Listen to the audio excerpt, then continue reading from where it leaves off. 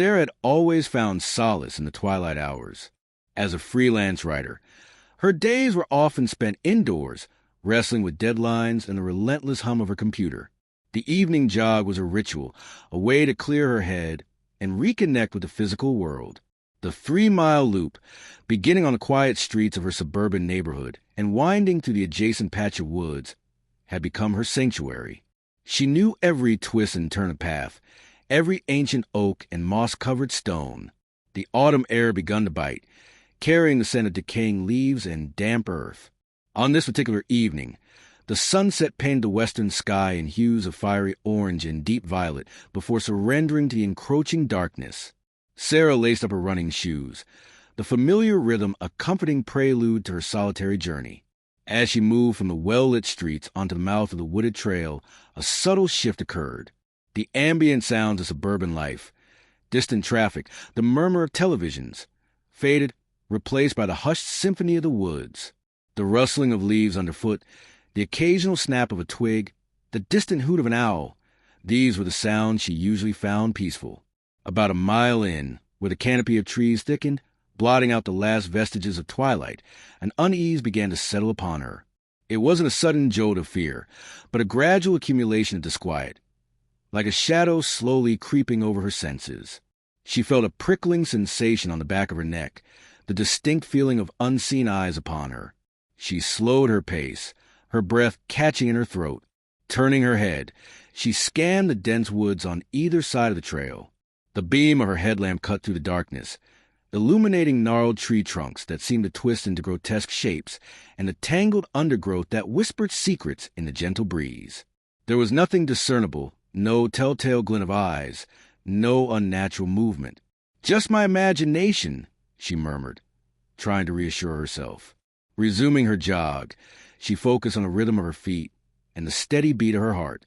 But the feeling persisted, growing stronger with each step deeper into the woods. And then she heard it, a faint whisper, so soft it could be mistaken for the rustling of leaves, yet undeniably distinct. It sounded like her name, Sarah. A breathy sigh carried on the cool night air. She froze, her muscles tensing, her senses on high alert. "Hello?" she called out, her voice a mere thread in the vast stillness of the woods. Silence. Only the gentle sway of branches overhead answered her. Doubt gnawed at her. Had she truly heard it? Was her mind playing tricks on her in the solitude and the encroaching darkness? She started to jog again, a nervous energy propelling her forward. Her pace quickened, the rhythmic pounding of her feet a desperate attempt to drown out the growing unease. But the whispers returned more insistent this time. They seemed to weave in and out of the natural sounds of the forest, sometimes her name, sometimes indecipherable murmurs that sent a shiver down her spine. They appeared to emanate from the deeper recesses of the woods, just beyond the periphery of her headlamp's beam. A knot of fear tightened in her stomach. She fumbled for her phone, her fingers clumsy as she swiped to unlock it and tapped the flashlight icon.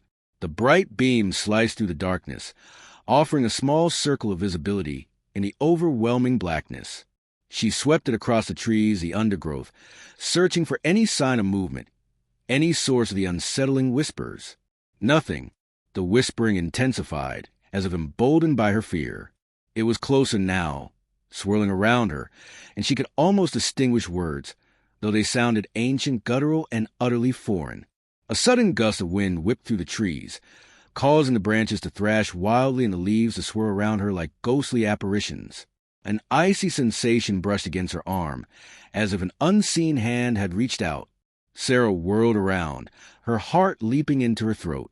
Her flashlight beam danced erratically across the darkness, revealing only the swaying trees and the impenetrable blackness beyond. There was nothing there, absolutely nothing. Terror, primal and visceral, seized her. Her breath hitched in her chest, and her legs felt like lead, yet adrenaline surged through her veins.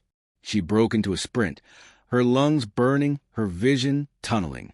The whispers seemed to chase her, growing louder, more frantic, echoing in her ears like the voices of the damned. She didn't dare look back, her gaze fixed on the faint, welcoming glow of the streetlights that marked the edge of the woods. The path seemed to stretch endlessly before her, each step a desperate plea for escape.